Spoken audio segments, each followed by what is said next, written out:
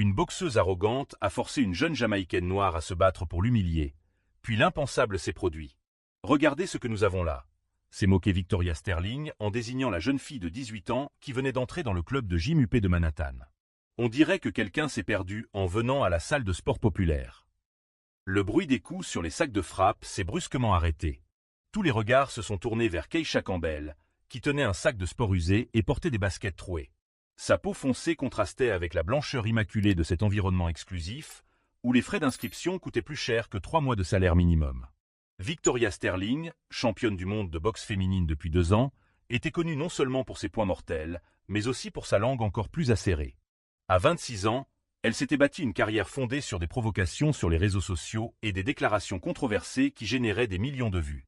Sa dernière publication sur Instagram avait déjà récolté un demi-million de likes. Une photo d'elle en train de montrer ses muscles, accompagnée de la légende « Quand on est naturellement supérieur, pas besoin de feindre l'égalité ».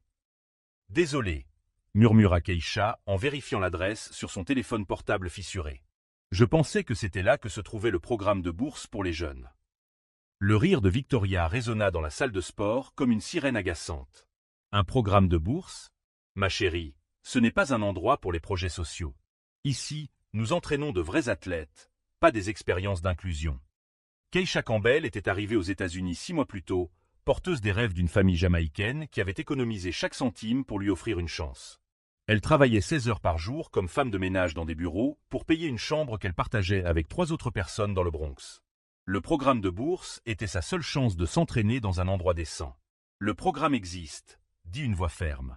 Tom Rodriguez, entraîneur chevronné et propriétaire de la salle de sport, sortit de son bureau avec un dossier à la main. Et Keisha Campbell figure sur la liste des personnes approuvées. Victoria roula les yeux de manière théâtrale. « Sérieusement, Tom, tu vas transformer mon lieu d'entraînement en ENG ? Mes sponsors ne vont pas apprécier. Tes sponsors paient pour les résultats, pas pour ton opinion sur les personnes qui s'entraînent ici, » répondit Tom sèchement. Mais Victoria n'avait pas fini. Elle s'approcha de Keisha avec un sourire qui ressemblait davantage à une menace. « Tu sais quoi ? Puisque tu veux tellement t'entraîner avec les grands, pourquoi ne pas prouver que tu mérites vraiment d'être ici ?» Le silence se fit dans la salle. Tout le monde savait ce qui allait suivre. « Un petit combat amical », continua Victoria en savourant chaque mot. « Toi contre moi. 3 rounds. Si tu tiens le coup, tu peux rester. Sinon… » Elle fit un geste dédaigneux de la main. Keisha sentit le poids des regards de tous sur elle. Elle savait que c'était un piège, une humiliation publique destinée à briser son moral avant même qu'elle ne commence. Mais il y avait quelque chose dans ses yeux, une flamme que Victoria ne parvint pas à identifier, qui restait inébranlable. « J'accepte », dit Keisha calmement. Victoria fronça les sourcils, s'attendant à des larmes ou à des supplications. « Tu es sûr ? Parce qu'une fois que j'en aurai fini avec toi, tu te demanderas si ça vaut la peine de rêver aussi grand. »« Je suis sûr », répéta Keisha, et pour la première fois depuis son arrivée, elle sourit. Ce que Victoria Sterling ne savait pas, c'est qu'elle était sur le point de découvrir pourquoi, dans les bidonvilles de Kingston, en Jamaïque, Keisha Campbell était connue sous un surnom très spécifique, Lightning, la foudre. Et comme toute foudre qui se respecte, elle ne montrait sa véritable puissance que lorsque la tempête arrivait. Alors que Victoria réfléchissait déjà à la manière de transformer cette humiliation en contenu viral pour ses réseaux sociaux, Tom Rodriguez observa la lueur déterminée dans les yeux de Keisha et ressentit un frisson familier, le même qu'il ressentait lorsqu'il reconnaissait un talent vraiment spécial dissimulé sous une apparente vulnérabilité. Si cette histoire de préjugés et de détermination vous touche, n'oubliez pas de vous abonner à la chaîne, car ce qui s'est passé au cours de ces 3 rounds était si inattendu que, même aujourd'hui, les gens se demandent comment une jeune fille ordinaire du Bronx a réussi à réécrire les règles d'un sport dominé par l'élite. La nouvelle du combat amical s'est répandue dans la salle de sport comme une traînée de poudre. En moins d'1 heure, plusieurs boxeurs, entraîneurs et même quelques journalistes sportifs étaient déjà en route. Victoria Sterling contre une inconnue jamaïcaine, cela promettait d'être le genre de divertissement cruel que les réseaux sociaux adorent consommer. 3 rounds, gants de 16 onces, a déclaré Tom Rodriguez, essayant de minimiser le massacre annoncé. Pas de pari, pas de diffusion en direct. Juste un combat d'entraînement. Victoria éclata de rire. « Tom, détends-toi. Ça sera rapide. On n'arrivera probablement même pas au 2e round. » Elle était déjà en train d'enregistrer des stories sur Instagram, commentant pour ses 2 millions d'abonnés. « Les gars, vous n'allez pas croire ce qui se passe ici. Une fille au hasard veut me défier. Je vais lui donner une leçon d'humilité qu'elle n'oubliera jamais. » Les commentaires ont commencé à pleuvoir. Détruis-la, Victoria. Ces gens doivent savoir rester à leur place. Montre-leur pourquoi tu es la reine. Pendant que Victoria savourait l'attention, Keisha se dirigea silencieusement vers les vestiaires. Ses mains ne tremblaient pas. Elle n'avait jamais tremblé avant un combat. Mais son cœur battait à toute vitesse, sous l'effet d'un mélange de colère contenue et de souvenirs douloureux qu'elle s'efforçait de refouler. Tom la suivit. « Keisha, tu n'as pas besoin de faire ça. Je sais que le programme de bourse est important, mais ça ne vaut pas la peine de te blesser à cause de son arrogance. »« Je ne vais pas me blesser, » répondit Keisha calmement, en essayant les gants qu'on lui avait prêtés. Elle est championne du monde depuis 2 ans. Elle a une technique professionnelle, une puissance de frappe, de l'expérience. « Et j'ai quelque chose qu'elle n'aura jamais, » l'interrompit Keisha en regardant droit dans les yeux son entraîneur chevronné. Tom fronça les sourcils. Qu'est-ce que ce serait? La fin. Le mot résonna dans le vestiaire modeste. Tom Rodriguez avait entraîné des centaines d'athlètes au cours de ses 30 années de carrière, mais il avait rarement entendu ce mot prononcé avec autant de conviction. Il y avait quelque chose dans les yeux de Keisha, une intensité qu'il n'avait reconnue que chez les véritables prédateurs du ring. « Dis-moi une chose, » dit Tom en s'asseyant à côté d'elle. « Pourquoi accepter? Pourquoi ne pas simplement ignorer ses provocations ?» Keisha ferma les yeux un instant. Les souvenirs revinrent en cascade. Les rues de Kingston, les cris de sa mère la suppliant d'arrêter de se battre, la sensation des poings frappants avec une précision chirurgicale, le surnom « Lightning » chuchoté avec crainte et respect dans les bidonvilles. « Parce que j'ai déjà vécu cette histoire », dit-elle finalement. Les gens comme Victoria pensent qu'ils peuvent nous briser avec des mots, avec leur mépris, avec la certitude que nous sommes inférieurs. Mais ils ont oublié une chose importante. Laquelle?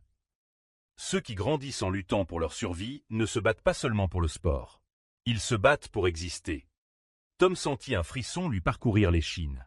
Il y avait quelque chose de prophétique dans ces mots, comme si Keisha révélait non seulement sa motivation, mais prophétisait le destin de Victoria. Dehors, Victoria continuait son spectacle devant les caméras des téléphones portables. « Regardez ce que cette fille porte », se moqua-t-elle en montrant les baskets trouées de Keisha qui étaient restées dans le vestiaire. « Je parie qu'elle n'est jamais montée sur un vrai ring. Elle a probablement appris à boxer en regardant YouTube. » Les rires ont résonné dans la salle de sport, mais certains des boxeurs les plus expérimentés sont restés silencieux. Il y avait quelque chose dans l'attitude de Keisha, dans la façon dont elle avait accepté le défi sans hésiter, qui suscitait une méfiance instinctive. Marcus Williams, ancien champion poids moyen qui s'entraînait désormais dans cette salle, a chuchoté à son partenaire d'entraînement « Mec, je ne sais pas. J'ai déjà vu ce calme auparavant. Parfois, les plus calmes sont les plus dangereux. » Victoria, cependant, était trop loin dans son arrogance pour remarquer les signes avant-coureurs. « Vous savez quel est le problème avec ces gens des pays du tiers-monde » continua-t-elle devant les caméras. « Ils confondent désespoir et compétence. Ils pensent que parce que la vie est dure, ils savent automatiquement se battre. » Keisha sortit du vestiaire à ce moment précis, vêtue d'un simple short et d'un débardeur qui révélait des bras étonnamment musclés pour quelqu'un qui n'avait soi-disant jamais fait d'entraînement sérieux. Ses mouvements étaient fluides, économiques, comme ceux d'un félin se préparant à attaquer. « Prête à apprendre » demanda Victoria avec sarcasme. « Toujours » répondit Keisha. Ce que Victoria Sterling ignorait, et ne pourrait jamais imaginer, c'est que Lightning Campbell avait commencé à se battre à l'âge de 8 ans dans les rues de Kingston, non pas pour le sport ou pour s'amuser, mais parce que c'était ça ou mourir de faim. À 12 ans, elle battait déjà des garçons de 3 ans ses aînés dans des combats clandestins qui rapportaient suffisamment d'argent pour que sa famille survive une semaine de plus. À 16 ans, il était devenu une légende locale. Non pas pour sa brutalité, mais pour sa capacité surnaturelle à anticiper les mouvements et à contre-attaquer avec la précision d'un éclair, d'où le surnom qu'il portait comme une cicatrice d'honneur.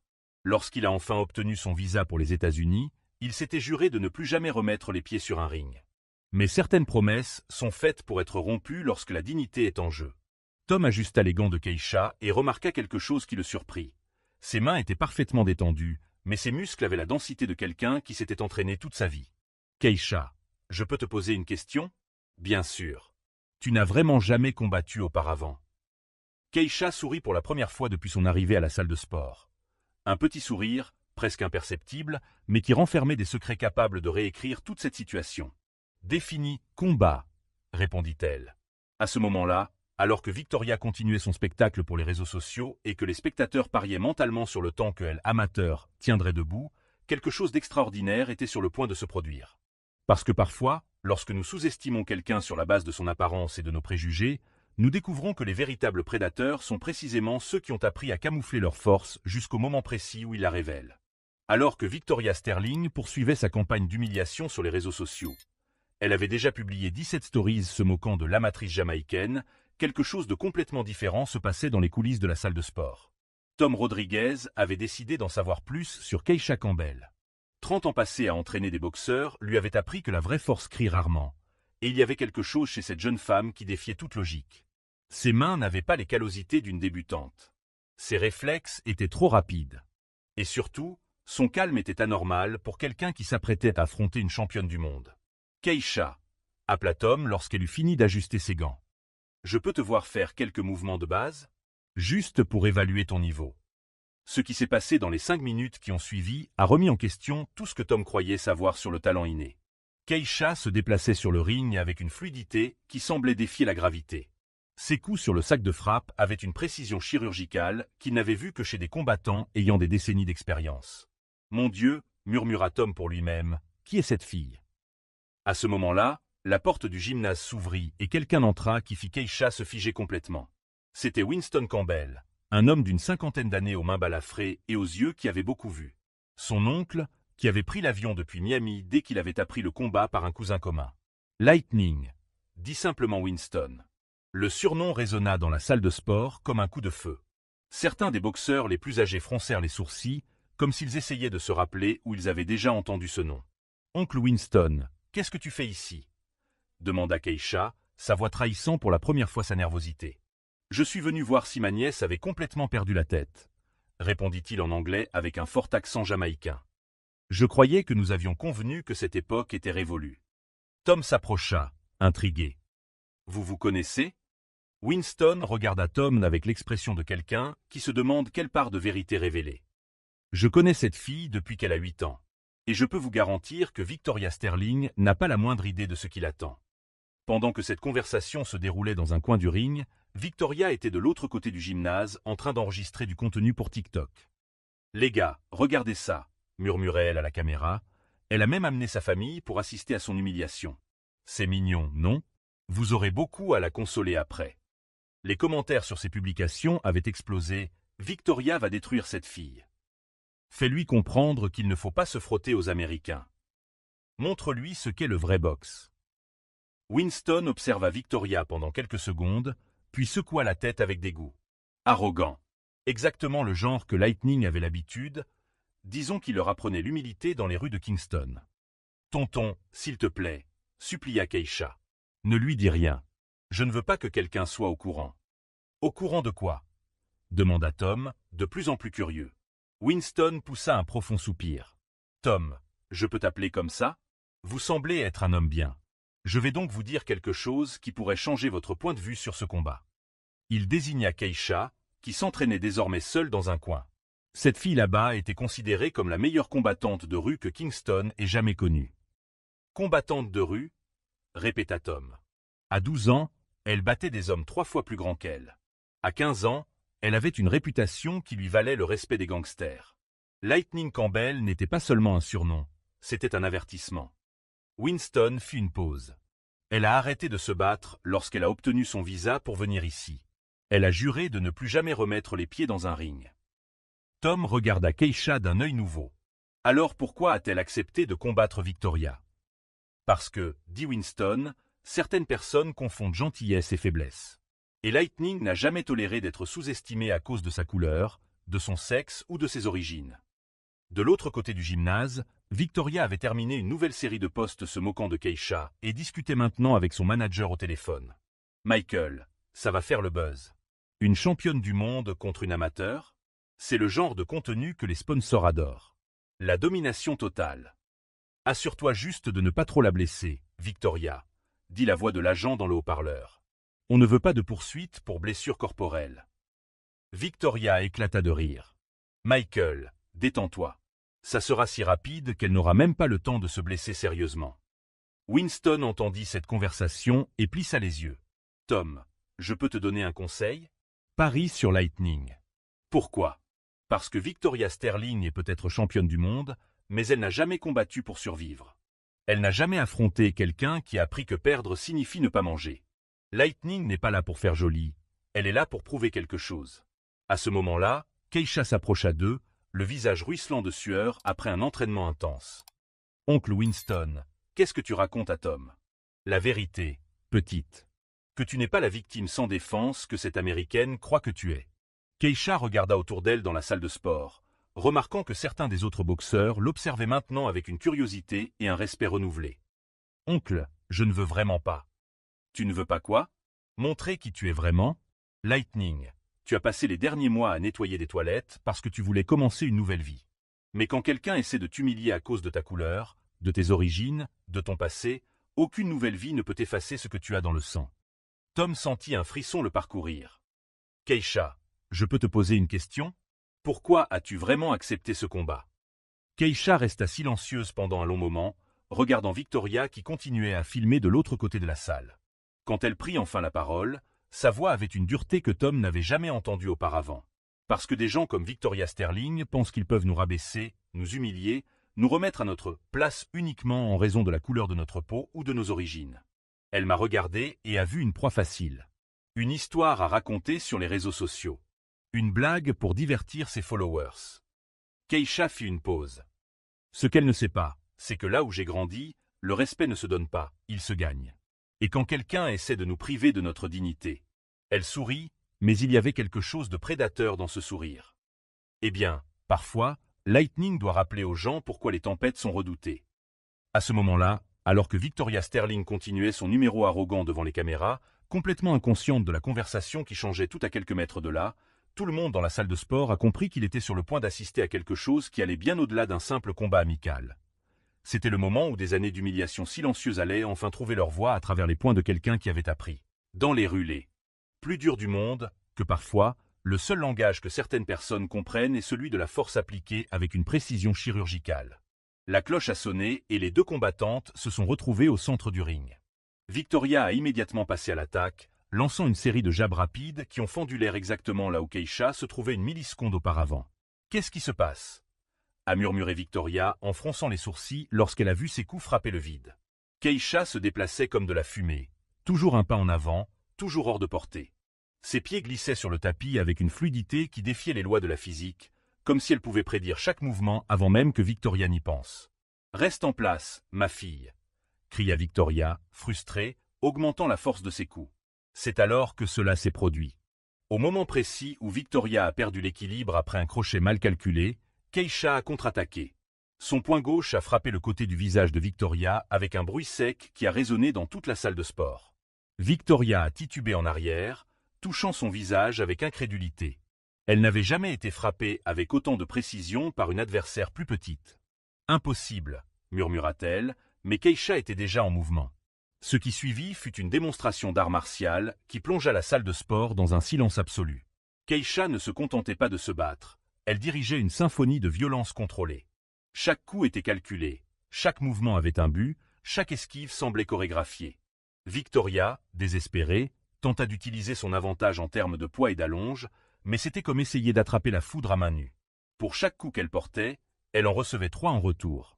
À chaque fois qu'elle avançait, Keisha avait déjà anticipé et contre-attaqué. « Qui est cette fille ?» cria quelqu'un dans le public.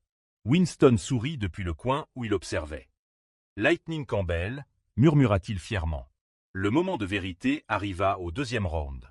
Victoria, déjà essoufflée et le visage marqué, réalisa qu'elle avait commis la plus grande erreur de sa carrière. Ses publications arrogantes sur les réseaux sociaux continuaient d'être partagées, mais les commentaires avaient désormais complètement changé de ton. Victoria se fait battre par une amatrice. Où est la championne du monde? Cette Jamaïcaine est en train de la détruire.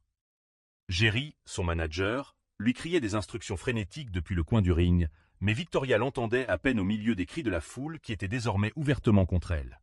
C'est alors que Keisha décida de montrer qui elle était vraiment. « Lightning n'a jamais été juste un surnom », dit-elle calmement en s'approchant de Victoria qui reculait contre les cordes. C'était un avertissement. La combinaison qui suivit fut si rapide que les caméras des téléphones portables eurent du mal à la capturer. JAB, crochet, uppercut, 4 coups en moins de 2 secondes, tous portés avec une précision chirurgicale. Victoria s'effondra sur le tapis comme un bâtiment démoli. La salle de sport explosa. Les gens criaient, applaudissaient, filmait tout pour les réseaux sociaux. Victoria essaya de se relever, mais ses jambes ne répondaient pas.